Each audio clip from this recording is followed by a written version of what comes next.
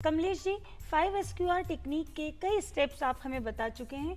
आज हम एक नए स्टेप पर चर्चा करने वाले हैं। हम चाहते हैं कि नए स्टेप पर बात करें, उसके पहले एक बार आप पिछले एपिसोड्स में हमने जो बात की है एक बार फिर से बता दें। सबसे पहले हम बताना चाहेंगे 5 SQR में अब तक हम बात कर चुके हैं set the purpose of your life. क्यों हैं हम इस धरती पर, हमारा क्या लक्ष्य है उसे हम तय करें। फिर सेलेक्ट, उन चीज़ों का लगातार चुनाव करते चले जाना जो उस लक्ष्य की तरफ हमें ले जाती हैं। स्टिमुलेट, अपने आप को हमेशा सक्रिय रखना, ऊर्जा से भरा रखना। स्ट्रक्चराइज करना, जीवन को व्यवस्थित करना भी कह सकते हैं। सॉलिडिफिकेशन में हमने बात की अच्छी आदतें जीवन में कैसे विकसित हों। उसके बाद ये 5S के बाद हमने बात की क्यू पर, और क्यू का मतलब है asking positive questions to yourself. मैं आज के दिन में अच्छे से अच्छा क्या कर सकता हूँ, मैं समाज के लिए, विश्व के लिए, दुनिया के लिए क्या अच्छा कर सकता हूँ। तो पिछले एपिसोड में हमने सारी क्वेश्चनिंग पे बात की कि पॉजिटिव क्वेश्चंस जो हैं वो हमारी लाइफ को पॉजिटिव बना सकते हैं। और आज हम इससे अगले स्टेप पे 5SQ के बाद R पे चर्चा करेंगे, that is called reading. Kamlesh ji, पिछले एपिसोड्स में आपने हमें बहुत सारे स्टेप्स बताए जो कुछ वर्ड्स हमारे लिए नए थे, लेकिन आज हम कह सकते हैं रीडिंग वर्ड हम भी जानते हैं, क्योंकि बच्चा स्कूल में जब से एडमिशन लेता है तब से उसके रीडिंग चालू हो जाती है और वो ज़िंदगी भर जब तक पढ़ता है रीडिंग करता ही है। लेकिन जब ये याद करने की एक साइंटिफिक टेक्निक का एक स्टेप है 5SQR का R है, तो हम चाहेंगे कि रीडिंग के बारे में जो भी खास बात है वो आप हमें ज़रूर से बताएं। देखिए सीमा जी, जैसे आपने कहा पढ़ाई में हम रीडिंग को समझते आए हैं। रीडिंग ना केवल पढ़ाई में बल्कि जीवन का एक अहम हिस्सा है। जैसे खाना जरूरी है, जैसे पीना और हवा, ऑक्सीजन जरूरी है, रीडिंग भी उतना ही महत्वपूर्ण है जीवन को जीने के लिए। और हमारे जो प्राचीन मनीषी थे इस बात को बहुत गहरे से समझते थे। यही कारण था कि जो हमारी प्राचीन अध्ययन पद्धति थी उसमें 25 साल ब्रह्मचर्य आश्रम होता था और 25 साल तक केवल पढ़ाई होती थी। फिर 25 साल का गृहस्थ आश्रम में दुनियादारी के सारे काम रहते थे, और फिर 50 साल से 75 साल तक वानप्रस्थ आश्रम होता था और वहाँ पर भी जो है वापस से पढ़ाई होती थी।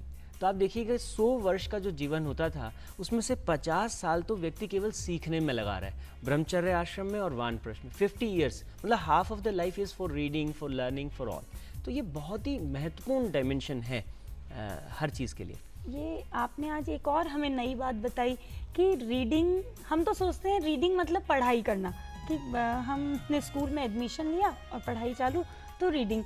लेकिन आपकी बात से लग रहा है कि रीडिंग सिर्फ पढ़ाई में ही नहीं, जीवन में बहुत महत्वपूर्ण है। बिल्कुल तो बिल्कुल बिल्कुल सही बात है सीमा जी। देखिए ये केवल किताबों, पाठ्य पुस्तकों तक नहीं है। रीडिंग का मतलब तो चारों तरफ आंखें खोल के देखना, प्रकृति के नियमों को समझना, प्रकृति को पढ़ना। कहते हैं कि जीवन के असली रहस्य तो पेड़ों पर और पत्तियों पर लिखे हैं, तो हम कितना सजगता से उसको पढ़ पाते हैं। और जो ज्ञान है, जितना हम पढ़ते हैं अधिक ज्ञान ग्रहण करने में उतने ही सक्षम होते चले जाते हैं।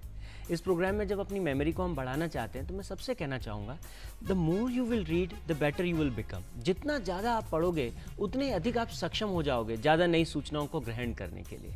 और जितने महापुरुष हुए हैं वो ऐसे ही महान नहीं हुए, उन्होंने बहुत पढ़ा है। अगर हम हमारे दूसरे जो राष्ट्रपति हैं डॉक्टर सर्वपल्ली राधाकृष्णन, उनकी बात करें तो कहते हैं वो उन्होंने अपने पूरे जीवन में जितनी किताबें पढ़ी, अगर उनका औसत हम निकालें तो 80 बुक्स पर मंथ, 80 किताबें हर माह उनका औसत है। इतनी किताबें हर महीने वो पढ़ जाते थे, और यही वजह है कि वो इतने महान व्यक्ति हुए।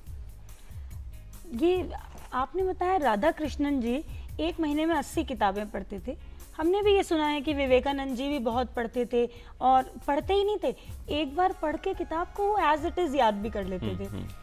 लेकिन यहाँ कमलेश जी एक बात दिमाग में आती है कि थे तो वो हम में से ही एक, लेकिन वो लोग ऐसा क्या खास करते थे कि वो इतनी किताबें भी पढ़ लेते थे और याद भी रख लेते थे। जबकि हम देखते हैं आजकल के बच्चे हैं तो मेरे ख्याल से उनके कोर्स में 6-7 या 5-6 बुक होती हैं, जिनको भी उन्हें पूरे साल भर में जाके पढ़ना होता है। और फिर भी आजकल रोज़ यही बहस चली हुई है कि पढ़ाई को स्ट्रेस फ्री किया जाए, बच्चों पे बोझ ना लादा जाए। तो रीडिंग जब उनके लिए फ़न था तो फिर इन लोग के लिए इतना स्ट्रेस क्यों है? बहुत अच्छी बात सीमा जी। और ये स्ट्रेस क्यों है मैं आपको सही बताऊं, कोई भी काम जब हम करते हैं तो अगर उसकी हमें तकनीक नहीं पता तो वो स्ट्रेस में तब्दील हो जाता है, चाहे वो रीडिंग हो या जीवन का कोई भी काम। अगर हमसे कहा जाए कि आपको कंप्यूटर चलाना है और कंप्यूटर हमको चलाना नहीं आता, तो वो बहुत ही तनाव देने वाली प्रक्रिया होगी। गाड़ी चलानी और गाड़ी चलानी नहीं आती तो वो बहुत कठिन और तनाव देने वाली चीज़ है। पढ़ाई में हम हमेशा बच्चों को कहते हैं पढ़ाई करो, रीडिंग करो, ये करो, लेकिन कैसे करो, उसकी साइंटिफिक विधि क्या है, उसका तरीका क्या है, उसका मेथड क्या है, क्या वो प्रोसेस है जिससे पढ़ना चाहिए। हमारे सारे स्कूल्स, हमारे सारे कॉलेज एक ही बात पे ध्यान दे रहे हैं, क्या पढ़ना है, पर कैसे पढ़ना है ये भी उतना ही महत्वपूर्ण है। माता पिता बच्चों को कहते हैं बेटा ये याद कर लो, कैसे कर लो, उसकी तकनीक क्या है। तो जब हम बच्चे को सही तकनीक देते हैं, पढ़ने का सही तरीका उसे बताते हैं, तो पढ़ाई फिर स्ट्रेस नहीं रहती, वो एक आनंदमय प्रक्रिया हो जाती है। मतलब ये हुआ कि रीडिंग करना सिर्फ रीडिंग नहीं है कि किताब उठाई और पढ़ने बैठ गए, जबकि जनरली यही होता है। तो रीडिंग की भी एक टेक्निक है। बिल्कुल। तो अगर ये टेक्निक है और उसको यूज़ करें तो फिर तो हम भी कमाल कर जाएंगे। बिल्कुल सही है। तो वो टेक्निक तो फिर आप शेयर कीजिए हमारे साथ। जी बिल्कुल। मैं 5 SQR अपने आप में अध्ययन की एक कंप्लीट प्रणाली है, और जहाँ as far as reading is, जब आप किसी पैराग्राफ को या किसी चैप्टर को पढ़ते हैं और आप चाहते हैं कि वो आपको जल्दी याद हो जाए और जल्दी आप उसे पढ़ लें, तो एक तकनीक काम करती है जिसे 90 और 10 की तकनीक कहते हैं, द लॉ ऑफ 90 एंड 10। ये तकनीक कैसे काम करती है, इसका क्या आधार है, वो मैं आपको एक छोटे से उदाहरण से समझाना चाहूँगा। मान लीजिए कि हमारे घर में बहुत सारे रद्दी पेपर्स पड़े हैं और हमारे पास 10 बहुत ख़ास कागज़ हैं, बहुत ही इंपॉर्टेंट डॉक्यूमेंट्स, प्रॉपर्टी के या किसी तरह के ख़ास। तो क्या ख़ास पेपर्स को हम रद्दी पेपर्स के साथ वहाँ रखेंगे या उनको अलग से निकाल के किसी शेल्फ में या तिजोरी में रखेंगे? अलग से ही रखेंगे। अलग से रखेंगे। तो 90 एंड 10 का लॉ हमें क्या कहता है कि जब भी हम किसी पैराग्राफ को पढ़ते हैं, उस पैराग्राफ में 90% जो वर्ड्स होते हैं उनको हम स्ट्रक्चरल वर्ड्स कहते हैं, जो ग्रामर के शब्द होते हैं। रहा है, थे, ये, वो शब्द जो हैं एक स्ट्रक्चर तैयार करते हैं, ग्रामर का स्ट्रक्चर। और उसमें 10% होते हैं कीवर्ड्स। मैं जैसे एक उदाहरण से आपको बताऊं कि राम बाजार गया और बाजार जाके वहाँ पर उसने एक दुकान से साइंस की किताब खरीदी। तो इस पूरे लाइन में अगर हम ध्यान से देखें तो राम, साइंस की किताब, खरीदी, अगर ये 3 शब्द हमें पता हैं तो वो सारे बाकी के शब्द हम अपने तरीके से वापस से अपनी भाषा के हिसाब से उसको लिख सकते हैं। बच्चे अक्सर सबसे बड़ी जो गलती करते हैं वो इन की वर्ड्स को स्ट्रक्चरल वर्ड्स के साथ मिलके याद करने की कोशिश करते हैं। 90% स्ट्रक्चरल वर्ड्स का एक अननेसेसरी बर्डन होता है जो वो चाहते हैं कि मुझे याद हो जाए, और 10% अगर वो कीवर्ड्स पे फोकस कर लें तो बहुत ही सहजता से, बहुत ही स्पीड के साथ जो है याद भी रखा जा सकता है, कम समय में ज़्यादा याद रखा जा सकता है। तो ये बहुत सटीक तकनीक है। और यहाँ पर हाँ, ये एक प्रश्न हो सकता है कि सर हम इन कीवर्ड्स को कैसे पहचानें? हाँ, है ना, ये बच्चे समझना चाहेंगे।